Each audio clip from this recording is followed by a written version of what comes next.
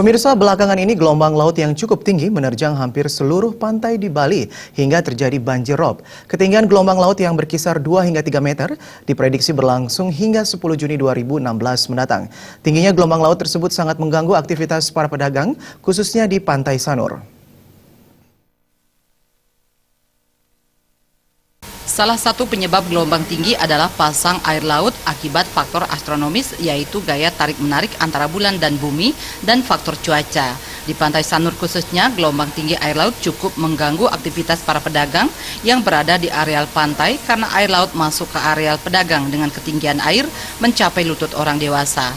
Petugas keamanan Pantai Sanur Nyoman Suradharma menyatakan, pedagang mengaku terganggu dengan fenomena pasang air laut karena kondisi ini mengurangi pendapatan mereka. Selain itu, fenomena alam tersebut juga memaksa para pedagang untuk tutup sementara dan kembali berdagang saat air surut. Ya, dibilang kerugian, Pak.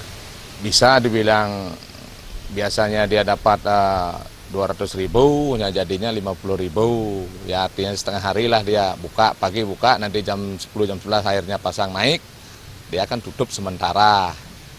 Nah, airnya situ setengah lutut, bagaimana orang jalan kan tidak ada pengunjung ke sana, itu takut orang-orangnya air besar itu.